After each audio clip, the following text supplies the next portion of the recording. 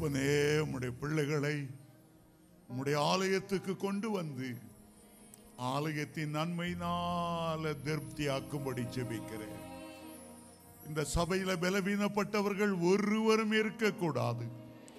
வனாந்தரத்திலே உம்முடைய ஜனத்தை அழைத்து கொண்டு வந்த போது காண்டமிருகத்துக்கொப்போ பலனோடு நடந்து வந்தது போல உம்முடைய பிள்ளைகளுக்கு உன்னத பலனை, உன்னதத்தின் அபிஷேகத்தை, உன்னதத்தின் வல்லமையை, உன்னதத்தின் அக்கினியை, எலியாவின் தேவனே உம்முடைய ஜனம் என்று நினைத்தருளும். நீர் விலைக்கு வாங்கின இரத்த கரையும் செலுத்தி மீட்ட உம்முடைய ஜனத்தை எண்ணி பாருமாண்டவரே. உம்முடைய ஜனங்கள் கடன் வாங்கவே கூடாது. செழுமையான நாட்களை நீ தருவீராக. நீ கடன் வாங்காதிருப்பாய். அநேக ஜாதிகளுக்கு கடன் கொடுக்கும்படி உன்னை உன்னத நிலைமையில வைப்பே. எளியவனை புழுதியிலிருந்து எடுத்து உயர்த்தி ராஜாக்களோடு அமர பண்ணுகிறவர். வந்திருக்கிற ஒவ்வொருவரையும் உன்னத நிலைமையிலே ராஜாக்களை போல வைத்தருளும்படி ஜெபிக்கிறேன். உலக பிரகாரமான ஆசீர்வாதங்களை மட்டுமல்ல, ஆவிக்குரிய ஆசீர்வாதங்களை தருவீராக. ஆவியின் வரங்கள் செயல்படுவதாக. தீர்க்கதரிசன அபிஷேகம், அற்புதங்களை செய்கிற வல்லமை, குணமளிக்கிற வல்லமை அவர் மேல் தங்கி இருக்கும்படி ஜெபிக்கிறேன். உன்னதத்திலிருந்து வருகிற ஆவி உம்முடைய பிள்ளைகள் மேல் இறங்கி வரும்போது எல்லாவற்றிலும் செழிப்புள்ளவர்களாக செழுமையான மகிழ்ச்சியான வாழ்க்கை வாழும்படி ஜெபிக்கிறேன். அவருடைய வீடுகளில் சமாதானமும் உள்ளத்திலே சந்தோஷமும் தந்தருளுவீராக. இயேசுவின் மூலம் ஜெபங்கேளும் பிதாவே. உட்காருவோம். கர்த்தர் உங்களை ஆசீர்வதிப்பாராக. இந்த ஆலயத்துக்கு வந்திருக்கிற ஒவ்வொருவரையும் இயேசுவின் நாமத்திலே வாழ்த்தி ஆசீர்வதிக்கிறேன். இன்றைக்கு கர்த்தருடைய வார்த்தைக்கு ஆதாரமாக வெளிப்படுத்தின விசேஷம் 3வது அதிகாரம் 21ஆம் வசனத்தை நான் வாசிக்க விரும்புகிறேன். வெளிப்படுத்தின விசேஷம் 3ஆம் அதிகாரம் 21ஆம் வசனம். நான் ஜெயங்கொண்டு என் பிதாவினுடைய சிங்காசனத்திலே அவரோடு கூட உட்கார்ந்தது போல ஜெயங்கொள்ளுகிறவன் எவனோ அவனும் என்னுடைய சிங்காசனத்தில் என்னோடே கூட உட்காரும்படி அருள் செய்வேன். எல்லா பிளஸ்ஸிங்கிலும் மகா உன்னதமான மகிமையான பிளஸ்ஸிங் என்னவென்றால், ஜெயங்கொண்ட கிறிஸ்துவோடு கூட பிதாவானவர் உட்கார்ந்திருக்கிற அந்த சிங்காசனத்திலே கிறிஸ்து உட்கார்ந்திருக்கிற அதே சிங்காசனத்திலே அவரோடு கூட உட்காரும்படி அருள் செய்வேன். இதை விட மேன்மையான மகிமையான உயர்வான வேறு எந்த ஆசீர்வாதங்களும் கிடையாது. அது பூமியில் உள்ள எல்லா ஆசீர்வாதங்களை பார்க்கிலும் உயர்ந்தது. எல்லா ஆவிக்குரிய ஆசீர்வாதங்களை பார்க்கிலும் உயர்ந்தது. பரலோகத்தின் ஹெட் குவார்ட்டர்ஸ் ஆன அந்த பரம எருசலேமிலே அண்ட சராசரங்களை, எண்ணற்ற கோளங்களை, கிரகங்களை அரசாளுகிற அந்த பெரிய ராஜாதி ராஜாவுடைய சிங்காசனத்திலே பிதா வீற்றிருக்கும் போது, மகிமையின் பிதா வீற்றிருக்கும் போது, சேரக்கூடாத ஒளியில வாசம் பண்ணுகிறவர் வீற்றிருக்கிற அதே இடத்திலே கிறிஸ்து எந்த சிங்காசனத்திலே ஜெயங்கொண்டவராய் வீற்றிருக்கிறாரோ அதே சிங்காசனத்திலே நாமும் உட்காரும்படி ஆண்டவர் அருள் செய்வதற்கு ஈடு இணை ஒன்றுமே கிடையாது. பரலோகத்தில் உள்ள பெரிய பெரிய தேவதூதர்கள், மிகாவேல் தூதனானாலும் சரி, காபிரியேல் தூதனானாலும் சரி, ஆண்டவரை பார்க்கவே பயங்கொண்டு 2 சட்டைகளால் முகத்தை மூடிக்கொண்டு நிற்கிற அதே வேளையில் அவருடைய சிங்காசனத்தில் வீற்றிருக்க ஆண்டவர் அருள் செய்வது எவ்வளவு பெரிய பாக்கியம். இதைத்தான் லூசிபர் தாங்கிக் கொள்ளக்கூடாமல் எங்களை மகிமையிலிருந்து உண்டாக்கி இவ்வளவு பெரிய சிங்காசனத்தில் எங்களுக்கு ஒரு இடம் கூடாதபடி மண்ணிலிருந்து உருவாக்கின ஒரு சின்ன மனிதனை இவ்வளவு பெரிய உயர்வை கொடுக்க காரணம் என்ன? மனுஷனை உயர்த்தி வைப்பதற்கு எங்களை எல்லாம் மனுஷனுக்கு பணிவிடை ஆவிகளாக வேலைக்காரராக கொடுத்திருக்கிறதை நாங்கள் எப்படி ஏற்றுக்கொள்ள முடியும்? அந்த சிங்காசனம் எங்களுக்கு தராமல், ஏதேன் தோட்டத்தில் கீழ்ப்படியாமல் மரத்தின் கனியை புசித்து உம்மை அவமானப்படுத்தின மனுஷனுக்கு நீர் எப்படி கொடுக்கலாம்? மனுஷனுக்கு நீர் சிங்காசனத்தை கொடுப்பீர் என்றால் நாங்கள் பரலோகத்தில் இருக்க எங்களுக்கு பிரியமில்லை. அவனுக்கு அடிமை போல பணிவிடை ஆவிகளாய் பணியாற்ற எங்களால் முடியாது. பெருமை கொண்டதினாலே அந்த கேருபீம் என்ற தேவதூதனை ஆண்டவர் கீழே தள்ளினார். அந்த சிங்காசனத்தின் மேல் ஒரு கொடி பறக்கிறது, ஜெயம் என்கிற கொடி. நான் ஜெயம் கொண்டு என்னுடைய பிதாவினுடைய சிங்காசனத்தில் வீற்றிருக்கிறது போல ஆண்டவர் சொல்லுகிறார், நான் உனக்கு ஜெயம் கொடுப்பேன், நான் உன்னை வெற்றி வீரனாய் மாற்றுவேன். நீ ஜெயம் கொண்ட ஒரு பரிசுத்தவானாய் ஒரு நாள் அந்த பரலோக சிங்காசனத்தில் விட்டு வீற்றிருப்பாய். நான் ஜெயங்கொண்டது பெரிய காரியம் அல்ல, உன்னை ஜெயங்கொண்டவனாய் நான் நிறுத்த போவதுதான் பெரிய காரியம். என்னுடைய கிருபை அதை செய்யும், என்னுடைய வல்லமை பராக்கிரமம் அதை செய்யும், என்னுடைய வைராக்கியம் அதை நிறைவேற்றும். நீ சிங்காசனத்தின் மேல் இருப்பாய்.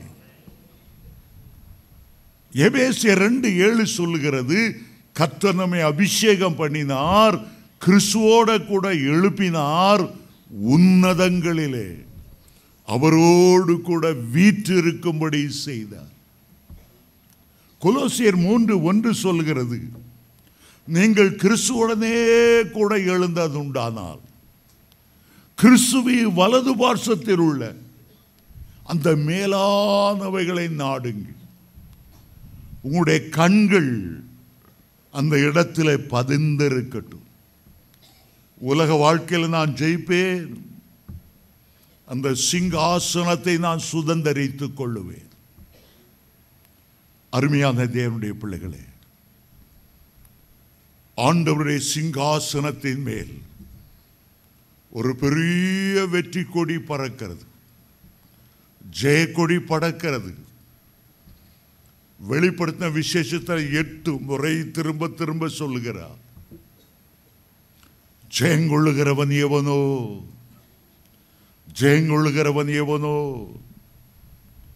கடைசி முறை அவர் சொல்லும் போது ஜெயங்கொண்டவன் எல்லாவற்றையும் சுதந்தரித்துக் கொள்ளுவான்.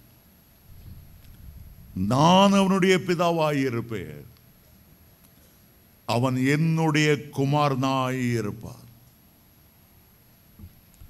உலகத்தில் பல கொடிகள் பறக்கலாம். ஹிட்லர் காலத்திலே அவனுடைய சுவஸ்திக்கு அடையாளமுள்ள கொடி ஜெர்மன் தேசம் முழுவதிலும் பறந்தது. ஆனால் அவன் உலக போரிலே தோற்ற போது அவனுடைய கொடி கீழே இறக்கப்பட்டது. அதை சுருட்டி ஒரு மூலையில வைத்தார்கள். அந்த தேசத்தில் இனி அந்த கொடி பறப்பதில்லை.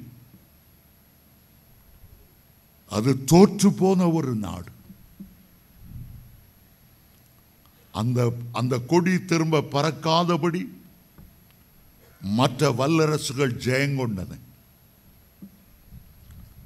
நம்முடைய தேசத்தில் ஒரு அரசியல்வாதி மரிக்கும் போது, அது ராஜீவ் காந்தியாக இருக்கட்டும், இந்திரா காந்தியாக இருக்கட்டும், ஒரு கொடியை கொண்டு அந்த செத்த சரீரத்திலே மூடுவார்கள். அந்த நேரம் பறக்கிற கொடிகள் எல்லாம் இறக்கி பாதியிலே பறக்க விடப்படும். நாங்கள் துக்கம் அனுசரிக்கிறோம். நாங்கள் துக்கம் அனுசரிக்கிறோம். எங்களுடைய தலைவர் இறந்து போனார். இதுவரை நடத்தினவர் மரித்து போனார். ஆனால் நம்முடைய ஆண்டவருடைய கொடி ஒருபோதும் அரை கம்பத்தில் பறப்பதில்லை. அவர் உயிரோடு எழுந்தவர். என் மீட்பர் உயிரோடு இருக்கிறார். கடைசி நாளில் பூமியின் மேல் நிற்பார். அவரை நான் பார்ப்பேன். அந்நிய கண்கள் அல்ல, என்னுடைய கண்களே அவரை காணும். நம்மேல ஒரு கொடி பறக்கிறது. அமலேக்கியனை இஸ்ரவேலர் முறியடித்த போது மோசே ஒரு கொடியை ஏற்றி, யெகோவா நிசி, கர்த்தர் என்னுடைய ஜெய கொடியானவர், கர்த்தர் என்னை வெற்றி சிறக்க பண்ணுகிறவர், இன்றைக்கு என்னுடைய வாழ்க்கை தோல்வியை போல தோன்றினாலும் நான் ஜெயங்கொள்ளுவேன், கர்த்தருக்காக ஜெயங்கொள்ளுவேன். யெகோவா நேசி. உங்கள் மேலே கர்த்தர் ஒரு கொடியை வைத்திருக்கிறார். நீங்கள் அதை பார்க்க முடியாமல் இருந்தாலும் பாதாள உலகத்தில் உள்ள அத்தனை பிசாசுகளும் கர்த்தருடைய நாமம் உங்களுக்கு நெற்றியிலே தரிப்பிக்கப்பட்டிருக்கிறதையும், உங்கள் மேல் ஒரு வெற்றி கொடி, கல்வாரி கொடி, இயேசுவின் இரத்தத்தால் ஆன ஒரு கொடி பறக்கிறதையும் சாத்தானும் அவனுடைய சேனைகளும் அறிந்து கொள்வார்கள். நீங்கள் தோல்விக்காக அழைக்கப்பட்டவர்கள் அல்ல. கர்த்தர் உங்களுடைய தோல்வியை ஜெயமாய் மாற பண்ணுவார். உங்களுடைய துக்கத்தை சந்தோஷமாய் மாற பண்ணுவார். உங்கள் மேல் ஒரு கொடி பறக்கிறது. ஹல்லேலூயா. உன்னத பாட்டு 2:4 சொல்லுகிறது, என்னை விருந்து சாலைக்கு அழைத்து கொண்டு போனார். என் மேல் பறந்த அவருடைய கொடி நேசமே. என்னை ஆண்டவர் ஒரு விருந்து சாலைக்கு அழைத்து கொண்டு போனார். அந்த விருந்து கல்வாரி மேட்டில் இருக்கிறது. அந்த விருந்தில் அவர் எனக்கு எதை கொடுத்தார்? அவருடைய சரீரத்தையே பெற்கும்படி கொடுத்தார். அவருடைய மாம்சத்தை அப்பமாய் மாற்றினார். அவருடைய இரத்தத்தை திராட்சை ரசமாய் மாற்றினார். என் மேல் அந்த கல்வாரி கொடி பறக்கும் போது ஒன்றை மட்டும் நான் நினைக்கிறேன், ஆண்டவரே, உம்முடைய நேசம்தான் என்னை தூக்கி சுமந்து வந்தது. உம்முடைய நேசம்தான் இதுவரை என்னை பாதுகாத்தது. என்னுடைய பராக்கிரம் அல்ல, பலம் அல்ல, உம்முடைய கிருபைதான் என்னை தாங்கினது. என்னுடைய எல்லா உயர்வுக்கும் மேன்மைக்கும் உம்முடைய கிருபைதான் காரணம், உம்முடைய அன்பு தான் காரணம். என் மேல் பறக்கிற அவருடைய கொடி நேசமே. அருமையான தேவனுடைய பிள்ளைகளே, 1972ஆம் ஆண்டு பெரிய ஒலிம்பிக் விளையாட்டு நடந்து கொண்டு இருந்தது. அதில் பிரிட்டிஷை சேர்ந்த ஒரு கருப்பர் ஆப்பிரிக்கா தேசத்தை பூர்வீகமாய் கொண்டவர். அந்த ஓட்டத்திலே, ஒலிம்பிக் ஓட்டத்திலே பங்கு பெற்றார். அவர்தான் முதலாவது வருவார் என்று உலகமே எதிர்பார்த்தது. எல்லாரையும் முந்திக் கொண்டு மகா வேகமாய் ஓடி வந்தார். இன்னொரு 100 மீட்டர் கடந்தால் அவர் வெற்றி பெற்று விடுவார். திடீரென்று அவருடைய காலில் ஒரு சுளுக்கு பிடித்து வலி தாங்க முடியாமல் தொப்பென்று கீழே விழுந்து விட்டார். எழுந்திருக்க அவர் அவ்வளவு கஷ்டப்பட்டார். அதற்குள் அவருக்கு பின்னால ஓடி வந்தவர்கள் ஓடினார்கள். இவர் எழுந்து நின்றவர் நடக்க முடியாமல் தடுமாறும் போது அவ்வளவு பேர் பார்த்து கொண்டிருக்கிற அந்த வேளையில ஒரு அபூர்வமான காட்சி. ஸ்டேடியத்திலே கோடி லட்சக்கணக்கான மக்கள் மத்தியில உட்கார்ந்து கொண்டிருந்த அவருடைய தகப்பனால் மேலே உட்கார முடியவில்லை. மட மட மட என்று கீழே ஓடி வந்தார். எவ்வளவு தடுத்தாலும் அதை விலக்கி விட்டு தன்னுடைய மகனை தூக்கி எடுத்தார். அவனுடைய கையை பிடித்த தன்னுடைய தோளில் வைத்து கொண்டு அவனையும் அப்படியே தூக்கி 2 பேருமாய் நடக்க ஆரம்பித்தார். நீ தோல்வியாய் முடியக்கூடாது மகனே, நடந்தாகிலும் கடைசி எல்லையை எட்டி விடுவோம். 2 பேரும் நடந்து வருகிற காட்சி. எல்லாரும் சொல்லுகிறார், அதுதான் அவனுடைய தகப்பனார், அவனுடைய தகப்பனார். தகப்பனார் மேலே இருந்து பார்த்து கொண்டிருந்த தகப்பனாலே தன்னுடைய மகன் துடிக்கிறதையும் கீழே விழுந்து விட்டதையும் தாங்க முடியாமல் தகப்பனார் ஓடி வந்தார். ஏன் இயேசு அவ்வளவு உன்னதத்திலிருந்து பூமிக்கு ஓடி வர வேண்டிய காரணம் என்ன? தன்னுடைய பிள்ளைகள் தோல்வி அடைகிறதை ஆண்டவரால் பொறுத்து கொள்ள முடியவில்லை. உங்களுடைய உறவினர்கள் உங்களுடைய தோல்வியை குறித்து கவலை இல்லாமல் இருக்கலாம், உங்களுடைய நண்பர்கள் கவலை இல்லாமல் இருக்கலாம். ஆனால் இயேசு கிறிஸ்து நீங்கள் தோல்வி அடைவதை தாங்கிக் கொள்ள முடிவதே இல்லை. அவர் தீவிரமாய் இறங்கி வருகிறவர், தீவிரமாய் இறங்கி வருகிறவர். இன்றைய அதிகாலை தூங்கும் போது ஆண்டவர் அதைத்தான் சொன்னார். நான் அவருடைய பரம பிதா என்பதை அவர்கள் மறந்து விட்டார்கள். தோல்வியிலே என்னை நோக்கி கூப்பிட தவற விட்டு விட்டார்கள். நான் எப்படி என் பிள்ளைகளுடைய தோல்வியை நான் தாங்குவேன், சகிப்பேன்? இல்லை, அவருடைய வெற்றிக்காக நான் மாற்றும்படி வைராக்கியமாய் இருக்கிறேன். இந்த காலை வேளையில் ஆண்டவர் அதை பேசும்போது உண்மையிலே எனக்குள்ளே ஒரு புது பலன் வந்தது என்றுதான் அர்த்தம். அவர்தான் சொல்லுகிறார், நான் ஜெயங்கொண்டு என்னுடைய பிதாவின் சிங்காசனத்தில் வீற்றிருக்கிறது போல ஜெயங்கொள்ளுகிறவனே ஓனோ, ஜெயங்கொள்ளுகிறவனே ஓனோ. தேவனுடைய பிள்ளையே, ஒன்றை எண்ணிக்கொள், உன்னுடைய கண்கள் அந்த பரலோக சிங்காசனத்தில் அமர்ந்திருக்குமானால் உன்னுடைய எல்லா தோல்வியை மாற்றி இன்றைக்கு ஜெயத்தை தருவதற்கு இயேசு கிறிஸ்து நம்முடைய மத்தியில் உலாவி கொண்டிருக்கிறார். அவருடைய கண்கள் உங்களை கூர்ந்து கவனித்துக் கொண்டிருக்கிறது. எந்த இடத்துல நீங்கள் வீழ்ந்தீர்களோ அதே இடத்திலே உங்களை உயர்த்தி உங்களுடைய தலையை எண்ணெயால் அபிஷேகம் பண்ணுவார். அவர் ஜீவனுள்ள தேவன், உங்கள் மேல் வைராக்கியம் உள்ள தேவன். அவர் உங்களுடைய பரம பிதா. சாதாரண உலக ஓட்டத்திலே முதல் 2 பரிசு 3 பரிசு கொடுப்பார்கள். ஆனால் ஆவிக்குரிய ஓட்ட பந்தயம் வித்தியாசமானது. அதிலே 1-2 பேருக்கு பரிசு மட்டுமே பரிசு என்று அல்ல. ஆவிக்குரிய பந்தயத்திலே யார் யார் ஓட்டத்தை முடிக்கிறார்களோ அத்தனை பேர்களும் அவருடைய கரத்திலிருந்து ஜீவ கிரீடத்தை பெறுவார்கள்.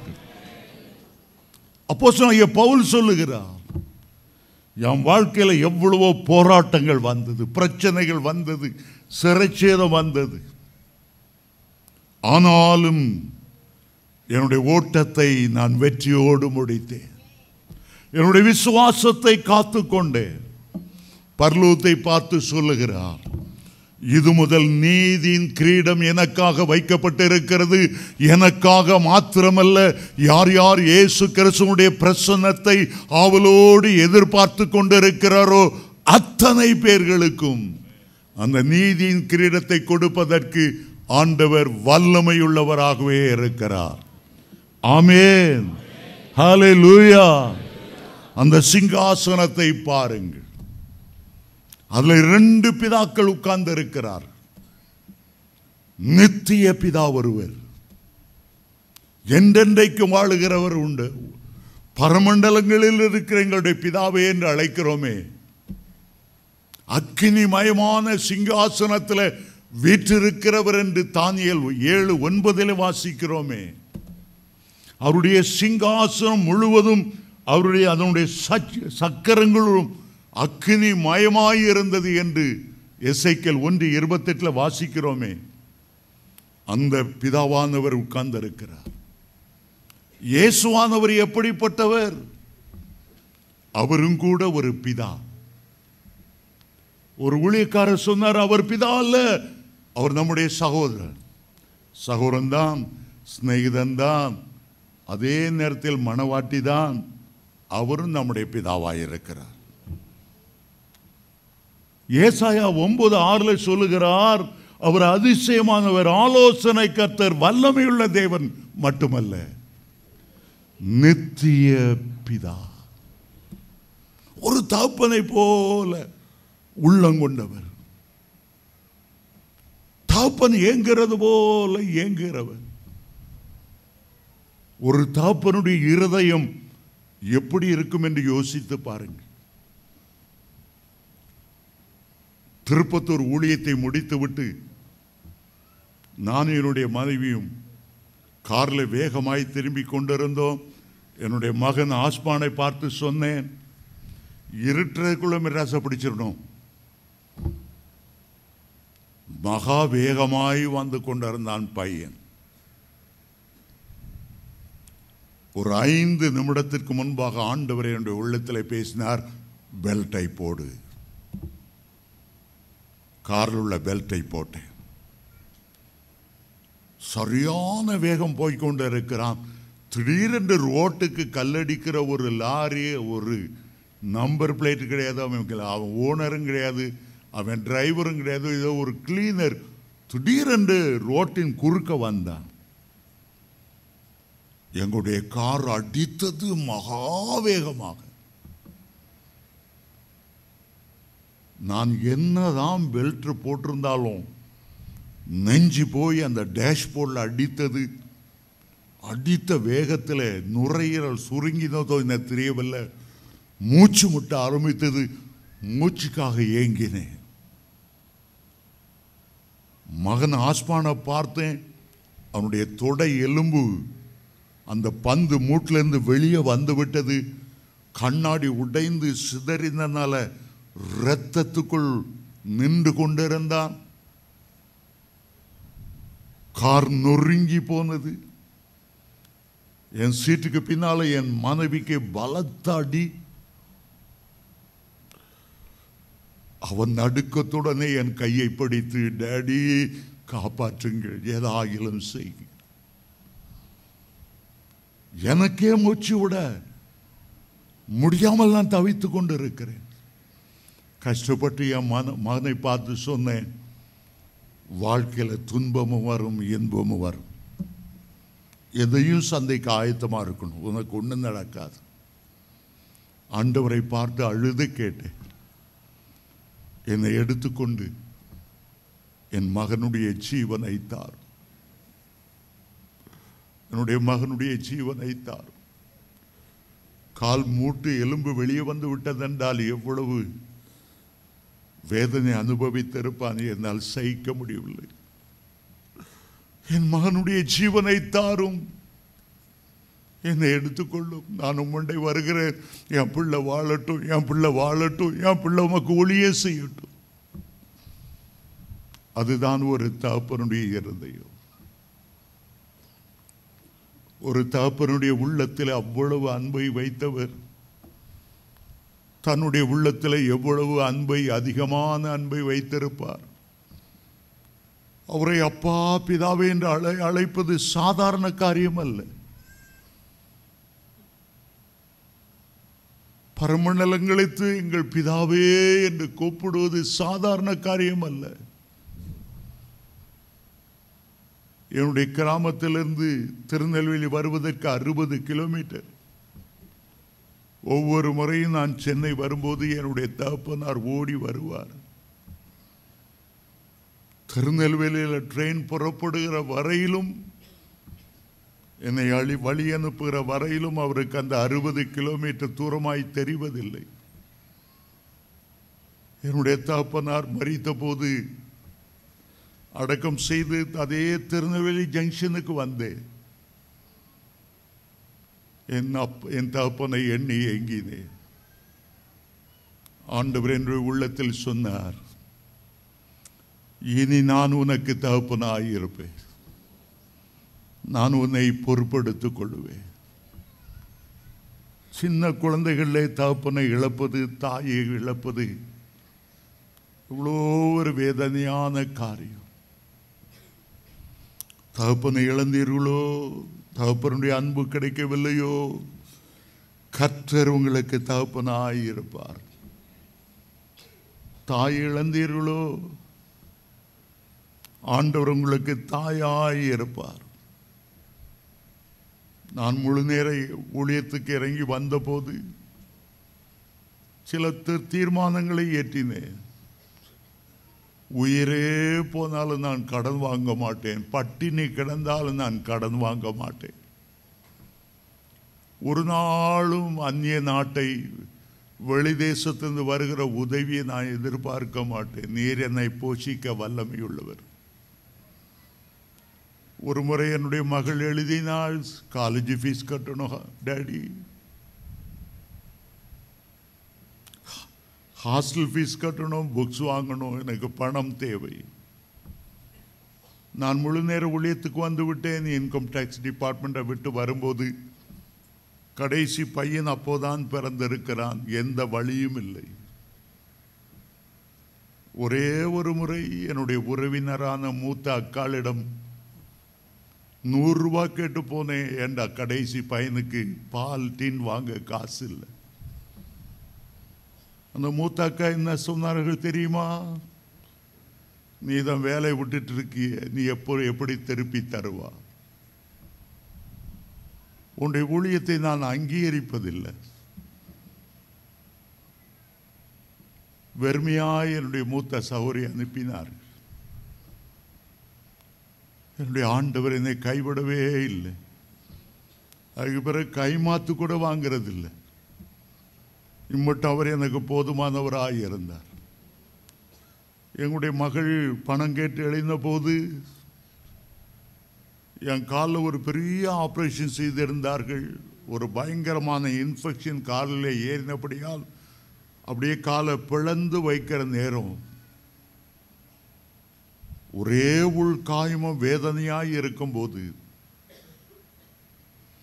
என் மகள் எழுதியிருக்கிறாள், பணம் வேண்டும். என் நண்பனாய் சிங்கப்பூரில் இருந்தவிட்ட கேட்டேன், தயவுசெய்து எனக்கு 2-3 மீட்டிங் ஒழுங்கு பண்ணி தாங்க. அவர் வாங்கன்னு சொன்னார்.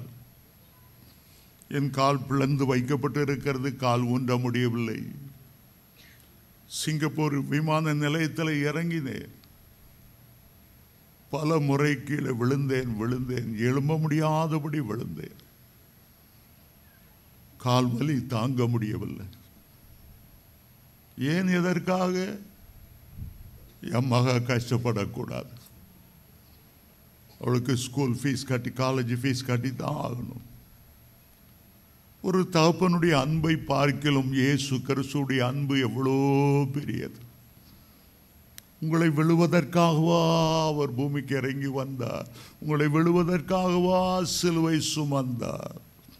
அவர் உங்களுடைய தகப்பனாய் இருக்கிறபடியால் ஆண்டவர் சொல்லுகிறார், சிங்க குட்டிகள் தாழ்ச்சி அடைந்து பட்டினியாய் இருக்கும். அவரை பரமபிதாவாய் கொள்ளும் போது உங்களுக்கு ஒரு நன்மையும் குறைபடுவதே இல்லை. எப்போதாயிலும் குறைபடும் போது தெரியும் போது அப்பா என்று கூப்பிட்டால் போதும், விரைந்து வந்து நமக்கு உதவி செய்கிறவராய் இருப்பார். என் அன்பு சகோதரனே சகோதரியே, உன்னுடைய வாழ்க்கையில எந்த பகுதியில் ஒரு தோல்வி திரும்ப திரும்ப உனக்கு வந்து கொண்டு இருக்கிறது? உன்னுடைய வாழ்க்கையில எந்த பகுதியில் ஜெயம் எடுக்க முடியாமல் நீ கஷ்டப்பட்டு கொண்டு இருக்கிறாய்? இன்றைக்கு ஆண்டவரை பார்த்து அப்பா என்று கூப்பிட போகிறாய். நீர்தானே என்னுடைய பரம பிதாவாய் இருக்கிறீர். ஆகாயத்து பறவைகளுக்கு வேளாவேளை போஷிக்கிற தேவன் நீர்தானே. காட்டு புஷ்பங்களை அழகாய் உடுத்து வைத்து சாலமோனின் சர்வ மகிமையிலும் இவைகளில் ஒன்றை போல ஆகிலும் உடுத்தினதில்லை என்று சொல்லுகிற பரமபிதா நீர்தானே. உண்மை அல்லாமல் நான் வேறு யாரிடத்திலே போவேன் என்று ஆண்டவரை கேளுங்க. கிறிஸ்துவ வாழ்க்கையில மிக பரிதாபமாய் இருப்பது குற்ற மனசாட்சியால் வாதிக்கப்பட்டு குந்தி குந்தி நடப்பதுதான் பரிதாபமானது.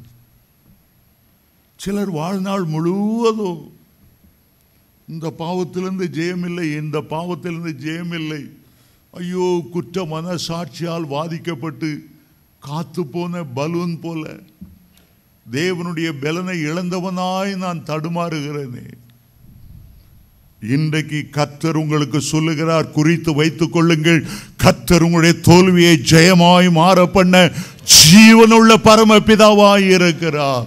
அப்பா பிதாவே என்று அழைக்கக்கூடிய புத்திர சுவியார் ஆவியை கொடுத்தவர் மீண்டும் அந்த அடிமைத்தனத்துக்குள்ளே நீங்கள் சிக்கிக் கொள்வதற்கு ஒரு நாளும் அவர் அனுமதிக்க மாட்டார். அவர் ஜெயமெடுத்தவர் மட்டுமல்ல, ஜெயத்தை வாக்கு பண்ணி இருக்கிறவர்.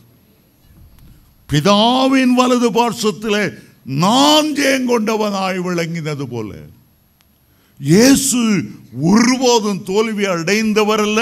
அவர் இஸ்ரவேலின் ஜெய கம்பீரமானவர். இஸ்ரவேலின் சேனைகளுக்கு முன்பாக ஒரு ஜெய ஸ்தம்பமாக, ஒரு ஜெய நிசியாக கடந்து போனவர். அவர் இந்த பூமியில வாழ்ந்த போது பாவத்தை ஜெயித்து சொன்னார், என்னிலே பாவம் உண்டென்று உங்களில் யார் குற்றப்படுத்தக்கூடும்? ஒருவராலும் அவரை குற்றப்படுத்த முடியவில்லை. பிரமாணங்களை ஜெயித்தார்.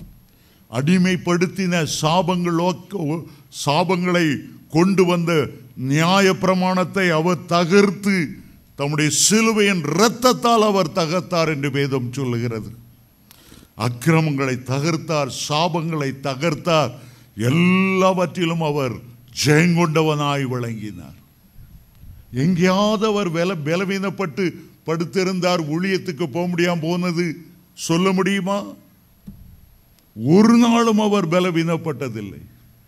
40 நாட்கள் வனாந்தரத்தில் இரவும் பகலும் உபவாசித்தாராம். பனி பெய்தது, மூக்கு ஒழுகிறது, கோல்டு பிடித்து கொண்டது. என் ஊழியத்துக்கு தடை இயேசு ஒருபோதும் அப்படி சொன்னதில்லை. இயற்கை ஜெயித்தார். கடல் தண்ணீரிலே கால் வைத்தால் கீழே இழுக்கும். இயேசு அதையும் ஜெயித்தார். கடலையும் காற்றையும் தன்னுடைய பாதங்களுக்கு கீழ்ப்படுத்தினார். அலைகள் மேல் நடந்து வந்தார். எந்த அலையை கண்டு பேதுரு பயந்தாரோ, எந்த அலையை கண்டு தண்ணீருக்குள்ளே மூழ்கினாரோ, அந்த அலைகள் அவரை ஒன்றும் செய்ய முடியவில்லை. அவரை ஒன்றும் செய்ய முடியவில்லை. வாழ்நாள் முழுவதும் ஜெயங்கொண்டவராகவே நடந்தார். சிலுவையை நோக்கி போகும்போது கூட கோளை சத்தம் போடவில்லை. கையில் ஆணிகள் கடம்போது ஐயோ குய்யோ என்று கூப்பாடு போடவில்லை. ஒரு ஜெயம் பெற்றவராய், கம்பீரமானவராய் சிலுவை நோக்கி பார்த்தார். ஏன்? நீங்கள் ஜெயங்கொண்டவர்களாய் விளங்க வேண்டும் என்பதற்கு, உங்களுக்கு ஜெயம் கொடுக்கும்படியாக. அப்போஸ்தலனாகிய பவுல் சொல்லுகிறார், கிறிஸ்துவினாலே நமக்கு ஜெயம் கொடுக்கிற தேவனுக்கு ஸ்தோத்திரம்.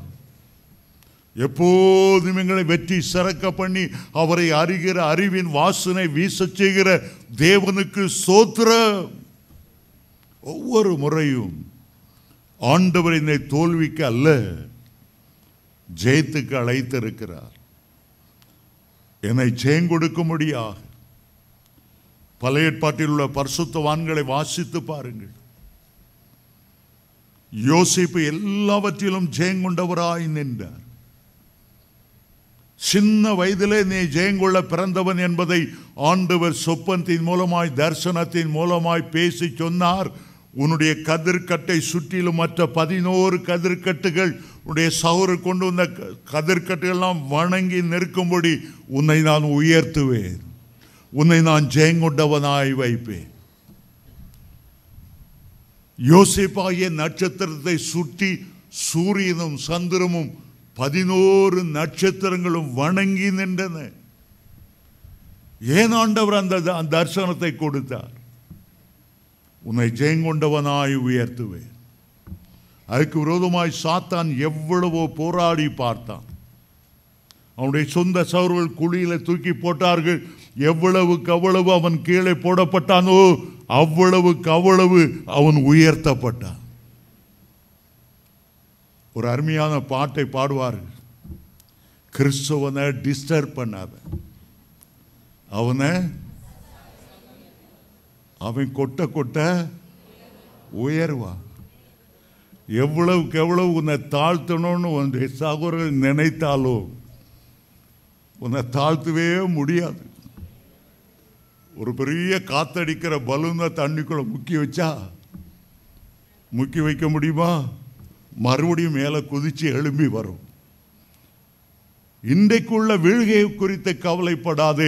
நீதிமான் 7 முறை விழுந்தாலும் அவனை தூக்கி எடுக்கிறவர், மறுபடியும் நிலைநிறுத்துகிறவர் உண்மையுள்ளவர். உன் தோல்வியை ஜெயமாய் மாற பண்ணுவார். உன்னுடைய தோல்வியை ஒரு சாட்சியுள்ள ஜீவியமாய் மாற்றி தோல்வி அடைந்தவர்களுக்கு நீ ஒரு கண்மலையை போல வழிகாட்டியை போல இருக்கும்படி தோல்வியை உனக்கு அனுமதித்திருந்தாலும் தோல்வியிலே துவண்டு கிடக்க கர்த்தர் ஒருபோதும் உன்னை விடவே மாட்டார். மற்றவர்கள் பார்வையில் யோசேப்பினுடைய வாழ்க்கை ஒரு தோல்வியை போல இருந்திருக்கு. போத்திபார் வீட்டிலே பரிசுத்தத்துக்காக நின்றார். தன்னுடைய வஸ்திரம் போனாலும் பரவாயில்லை என்று ஓடி விபச்சாரத்துக்கு வேசிதனத்துக்கு ஓடி பரிசுத்தத்தை பாதுகாத்து கொண்டான். உலகம் என்ன செய்திருக்கும்? அனுபவிக்க தெரியல, முட்டாள். நீ பரிசுத்தத்துக்காக ஓடி என்ன பிரயோஜனம்? ஜெயிலில் கிடக்கிற அன்னைக்கு உன் கால்களுக்கு இரும்பு விலங்கை போட்டு உன்னை ஒடுக்குகிறார்கள். இயேசுவை பின்பற்றி என்ன பிரயோஜனம்? பரிசுத்தத்துக்காக வாழ்ந்து என்ன பிரயோஜனம்? தோல்வி போல தோன்றலாம், தோல்வி போல தோன்றலாம். ஆனால் ஆண்டவர் சும்மா பார்த்து கொண்டு கையை கட்டிட்டு இருக்கிறது இல்லை. எங்க ஊர்ல சொல்லுவாங்க, நீ என்ன அடிக்கும் போது என் கையை என்ன புளியங்கா பறிக்க போதா? ஆண்டவர் கை கட்டி நீ தோல்வி அடைகிறதையும் சாத்தான் ஆஹான்னு சிரிக்கிறதையும் பார்த்துட்டு சும்மா இருக்க போறதில்லை. யோசேப்பை சிறைச்சாலையிலிருந்து உயர்த்தினார். பார்வோனுக்கு அடுத்த சிங்காசனத்தில் உட்காரும்படி செய்தார். அவர் இன்றைக்கு சொல்லுகிறார், நான் ஜெயங்கொண்டு என்னுடைய பிதாவினுடைய சிங்காசனத்தில் வீற்றிருக்கிறது போல. ஜெயங்கொண்டவராய் வீற்றிருந்த கர்த்தர் நமக்கு ஜெயங்கொடுக்க வல்லவராய் இருக்கிறார். இன்றைக்கு கர்த்தருடைய இரத்தத்தையும் அப்பத்தையும் பெற்றுக்கொள்ள போகிறோம். பெறும்போது ஒன்றை யோசித்துக் கொள்ளுங்கள். என் ஆண்டவர் எல்லாவற்றையும் ஜெயித்தார். எனக்கு ஜெயம் கொடுக்கிறவர். அவர் உலக மாமிசம் பிசாசை ஜெயித்தார். எனக்கு ஜெயம் கொடுக்கிறவர். கண்களின் இச்சை, மாம்சத்தின் இச்சை, ஜீவனத்தின் பெருமை என் ஆண்டவர் ஜெயித்தார். என்னுடைய பலனால் அல்ல, என்னுடைய சாமர்த்தியத்தினால் அல்ல, பலத்தினாலும் பராக்கிரமத்தினாலும் அல்ல, என்னுடைய ஆண்டவராலே எனக்கு ஜெயம் கொடுக்க தேவனுக்கு ஸ்தோத்திரம். நாம் எழுந்து நிற்க போகிறோம். கர்த்தர் இன்றைக்கு உங்களுடைய தோல்வியை ஜெயமாய் மாற பண்ணுவார். அதற்காகவே அவருடைய இரத்தத்தை நமக்கு கொடுத்திருக்கிறார், மாம்சத்தை பிட்டு தந்திருக்கிறார்.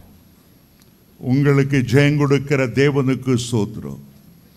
நீ தோல்வி அடைவதை பரலோகத்திலே பார்த்து கொண்டு சும்மா இருக்கிறது அல்ல, அவரை பார்த்து சொல்லுங்க, இப்போதும் கர்த்தாவே நீர் என்னுடைய பிதா, நான் வெறும் களிமண் தான், ஆனால் என்னை ஜெயத்துக்கென்று அழைத்திருக்கிறீர்.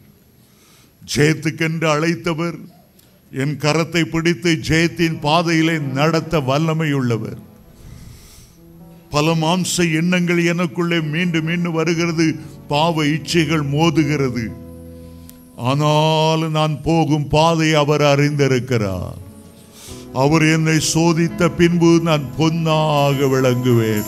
கர்த்தருடைய வல்லமை உன்னை நோக்கி வருகிறது, கர்த்தருடைய அபிஷேகம் உன்னை நோக்கி வருகிறது, உன்னை நோக்கி ஒரு அக்கினி வருகிறது. உன்னை ஜெயங்கொண்டவனாய் நிலைநிறுத்தும்படி பரலோகத்தின் தேவன் ஒரு புதிய வல்லமையை, புதிய அபிஷேகத்தை, புதிய அக்கினியை உனக்கு தந்தருளுகிறார். கைகளை தட்டி எனக்கு ஜெயம் கொடுக்கிற தேவனுக்கு ஸ்தோத்திரம், எனக்கு ஜெயம் கொடுக்கிற தேவனுக்கு ஸ்தோத்திரம், எப்போதும் என்னை வெற்றி சிறக்க பண்ணுகிற தேவனுக்கு ஸ்தோத்திரம்.